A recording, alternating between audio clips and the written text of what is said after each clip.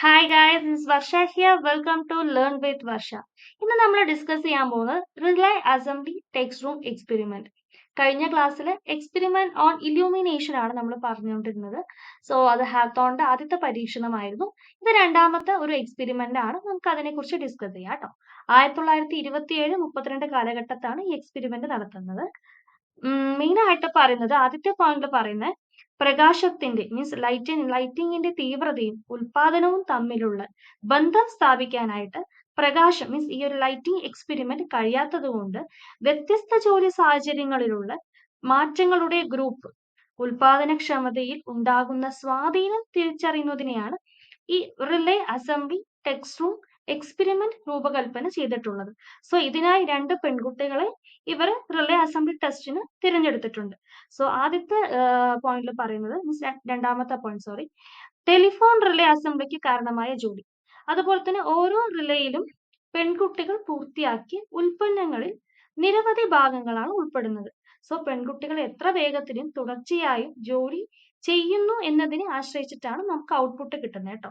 So ഓരോ മാറ്റത്തിന്റെയും ദൈർഘ്യത്തിൽ 4 മുതൽ 12 ആഴ്ച വരെയുള്ള നിരവധി സീക്വൻസ് മാറ്റങ്ങൾ അവതരിപ്പിച്ചുകൊണ്ടാണ് പരീക്ഷണങ്ങൾ ഇവിടെ ആരംഭിച്ചത്. സോ ഇതാണ് മെയിൻ ആയിട്ട് പോയിന്റിൽ പറയുന്നത്. സോ നെക്സ്റ്റ് പോയിന്റ് നമുക്ക് നോക്കാം. നെക്സ്റ്റ് പോയിന്റിൽ പറയുന്നത് ഇൻസെന്റീവ് സിസ്റ്റം അവിടെ കൊണ്ടുവന്നു. 2 to 5 minutes ആണ് അവിടെ വിശ്രമ സമയം അനുവദിച്ചത്. സോ വിശ്രമ സമയം കുറച്ചു. എന്നിരുന്നാലും അതിന്റെ ഫ്രീക്വൻസി അവരിവിടെ വർദ്ധിപ്പിച്ചിട്ടുണ്ട്. മീൻസ് ഫ്രീക്വൻസി ഇൻക്രീസ് ചെയ്യിപ്പിച്ചിട്ടുണ്ട്. സോ ജോലി സമയത്തും പ്രവൃത്തി ദിവസത്തിലും മാറ്റങ്ങൾ അവിടെ വരുത്തി. സോ അതുകൊണ്ട് തന്നെ സ്ത്രീകളുടെ ജോലി സമയം കുറയ്ക്കുന്നതിനൊപ്പം ഈ പ്രൊഡക്ടിവിറ്റി വർദ്ധിപ്പിക്കുന്നതും ഈ മാറ്റങ്ങളിൽ ഉൾപ്പെട്ടിട്ടുണ്ട്.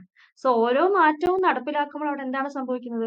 ഇപ്പോൾ ഈ ആബ്സെന്റീസം അവിടെ കുറഞ്ഞു, അതുപോലെ തന്നെ മോർട്ടാലിറ്റി റേറ്റ് മെച്ചപ്പെട്ടു, കുറഞ്ഞ മേൽനോട്ടം അവിടെ ആവശ്യമായിരുന്നു. സോ വ്യത്യസ്ത ഘടകങ്ങൾ അളക്കുകയും അവയെ കൂടുതൽ പോസിറ്റീവ് ആക്കുകയും ചെയ്യുന്നത് കൊണ്ട് ഈ ഒരു പോസിറ്റീവ് ഘടകങ്ങൾ ഉണ്ടെന്ന് കരുതി അവിടുത്തെ സൈക്കോളജിസ്റ്റ് ഈ സമയത്ത് അവരുടെ യഥാർത്ഥ അവസ്ഥയിലേക്ക് മടങ്ങാൻ തന്നെ തീരുമാനിച്ചു. സോ അപ്പൊ അവിടെ സംഭവിച്ചത് വിശ്രമം മറ്റു ഗുണങ്ങളും ഇല്ല. എന്നിരുന്നാൽ പോലും അവിടുത്തെ പ്രൊഡക്ടിവിറ്റിക്ക് അവിടെ ഒരു കുറവും ഉണ്ടായിരുന്നില്ല. നോർമൽ ആയിട്ടൊരു നല്ലൊരു പ്രൊഡക്ടിവിറ്റി തന്നെ ഉണ്ടായിരുന്നു. ഇതാണ് ഈ ഒരു ടെസ്റ്റിൽ കിട്ടിയ റിസൾട്ട് എന്ന് പറയുന്നത്. സോ അടുത്ത പോയിന്റ് നമുക്ക് നോക്കാം. നെക്സ്റ്റ് പോയിന്റ്, ഈ വികസനം ചിന്താ പ്രക്രിയയിൽ ഗണ്യമായ തോതിൽ വഴിത്തിരിച്ചിലാണ് ഈ ഒരു എക്സ്പെരിമെന്റ് കൊണ്ട് ഉണ്ടായത്. സോ അതിന്റെ ഫലം, അതിന്റെ റിസൾട്ട് എന്ന് പറയുന്നത് ഉൽപാദനക്ഷമത പ്രൊഡക്ടിവിറ്റി വർദ്ധിപ്പിക്കുന്നത് ശാരീരിക ഘടകങ്ങളിൽ നല്ല മാറ്റങ്ങൾ കൊണ്ടല്ല, മറിച്ച് ജോലിയോടും അവരുടെ വർക്കിംഗ് ഗ്രൂപ്പിനോടുമുള്ള സ്ത്രീകളുടെ മനോഭാവത്തിലെ മാറ്റങ്ങളാണ് എന്ന് കണ്ടെത്തി. അതുപോലെ തന്നെ ഇവിടെ ഡെവലപ്പ് ചെയ്തത് സ്റ്റെബിലിറ്റിയും ബിലോങ്ങിങ്സും ആണ് ഇവിടെ ഡെവലപ്പ് ചെയ്തെടുത്തത്. സോ ജോലി ചെയ്യാനുള്ള സ്വാതന്ത്ര്യം കൂടുതലായതിനാലും സൂപ്പർവൈസറും വർക്കേഴ്സ് തമ്മിലുള്ള ബന്ധം വളരെ ക്ലോസ് ആവുകയും അതുപോലെ തന്നെ വളരെ ഫ്രണ്ട്ലി ആവുകയും ചെയ്തു. അതിലൂടെ എന്താണ് വളർത്തിയെടുത്തത്? ഉത്തരവാദിത്ത ബോധം ഇവരിൽ വളർത്തിയെടുത്തു. ഇതൊക്കെയാണ് ഈ ഒരു എക്സ്പെരിമെന്റിന്റെ റിസൾട്ട് ആയിട്ട് പറയുന്നത്. സോ കഴിഞ്ഞ ക്ലാസ്സിൽ ഇലൂമിനേഷൻ ആണ് ഞാൻ എക്സ്പെരിമെന്റ്, അതിന്റെ ക്ലാസ് ആയിരുന്നു ഞാൻ കഴിഞ്ഞ ദിവസം എടുത്തത്. ഇന്നത്തെ ക്ലാസ് എല്ലാവർക്കും മനസ്സിലായി എന്ന് വിചാരിക്കുന്നു. എന്തെങ്കിലും ഡൗട്ട്സ് ഉണ്ടെങ്കിൽ നിങ്ങൾക്ക് കോമന്റ് സെക്ഷനിൽ അറിയിക്കാവുന്നതാണ് കേട്ടോ. സോ എല്ലാവർക്കും ഈ വീഡിയോ ഇഷ്ടപ്പെട്ടു എന്ന് വിചാരിക്കുന്നു. ചാനൽ സബ്സ്ക്രൈബ് ചെയ്യാത്തവർ ചാനൽ സബ്സ്ക്രൈബ് ചെയ്യുക, ലൈക്ക് ചെയ്യുക, ഷെയർ ചെയ്യുക. താങ്ക്